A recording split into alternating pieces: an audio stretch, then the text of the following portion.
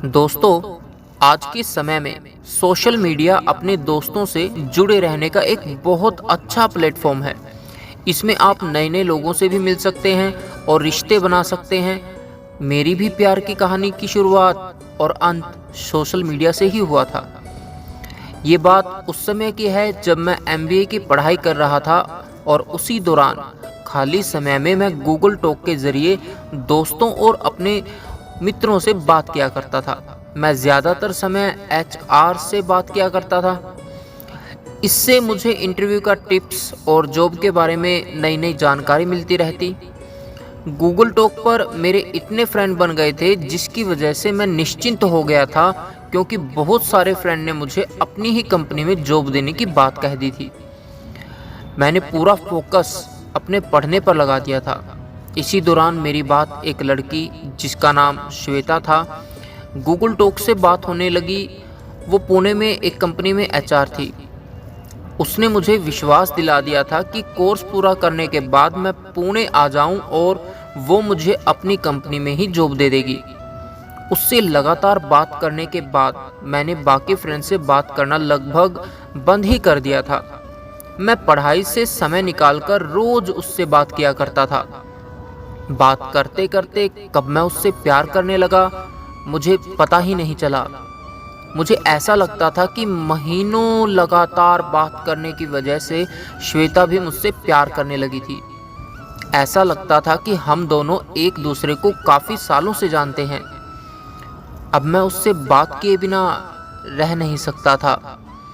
श्वेता भी इसी तरह मेरा इंतज़ार करती थी। हम दोनों एक दूसरे से 2-3 घंटे रोज़ बात करते थे। मैं भी जॉब के लिए पक्का मन बनाकर पढ़ाई पर ध्यान देता, लेकिन आजकल उसकी याद बहुत ज़्यादा आती थी। वो कहते हैं ना, प्यार अंधा होता है, और इसी अंधेपन में मैंने उससे कभी उसका मोबाइल नंबर लिया ही नहीं था, क्योंकि रोज़ चैट के ज़रिए हम लोगों की बात हो ही जाती थी। एक दिन मैंने पूछा, अगर एग्ज़ाम में मुझे मार्क्स कम मिले तो क्या तुम्हारी कंपनी मुझे रख लेगी? इस पर श्वेता ने बोला, तुम बिल्कुल टेंशन मत लो, सिर्फ पास कर जाओ, मैं तुम्हारा जॉब लगवा दूंगी।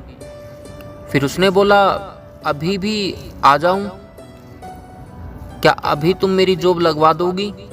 मैंने कहा, अभी मैं बेंगलोर में हूँ, पुणे कैसे आ सकता हूँ? पढ़ाई ख़त्म करने के बाद आ जाऊँगा। फिर मैंने उससे पूछा, मैं पुणे में किसी को नहीं जानता, रहूँगा कहाँ? इस पर हंसते हुए उसने बोला, तुम मेरे यहाँ रहना। मैंने पूछा, तुम्हारे फैमिली मेम्बर को समस्या नहीं होगी? उस पर उसने कहा कि वो अकेले फ्लैट लेकर रहती है और मेरे बारे में उसके फैमिली मेम्बर जानते हैं। उसने मेरे बारे में अपनी फैमिली मेम्बर को बता दिया। मैंने पूछा, क्या बताया है? इस पर उसने बोला कि मैं उसका दोस्त हूँ। यह सुनकर मैं थोड़ी देर के लिए सोच में पड़ गया कि भला कोई लड़की अपने फैमिली मेम्बर को सिर्फ दोस्ती है ये क्यों बताएगी। इसका जवाब मुझे नहीं मिल पाया, लेकिन मैं खुश था कि पढ़ाई पूरी होते ही मुझे जॉब मिल जाएगी, रहने की व्यवस्था हो जाएगी और सबसे बड़ी बात, मुझे एक अच्छी लाइफ पार्टनर भी मिल जाएगी। इसी बीच मेरे एग्ज़ाम आ गए और मैंने जब श्वेता को बताया कि मेरा एग्ज़ाम है तो उसने मुझे पूरा फोकस एग्ज़ाम पर करने को बोला, क्योंकि ये फाइनल ईयर का एग्ज़ाम था। उसके बाद मुझे पुणे जाना ही था। एग्ज़ाम के चक्कर में मैं उससे ना ही एड्रेस पूछ पाया, ना ही उसका मोबाइल नंबर ले पाया। एग्ज़ाम ख़त्म हो गया और मेरा एग्ज़ाम भी बहुत अच्छा गया। ये खुशखबरी देने के लिए मैंने गूगल टॉक खोला तो श्वेता ऑनलाइन नहीं थी। अब मैं लगातार गूगल टॉक पर उसका इंतज़ार करता रहता।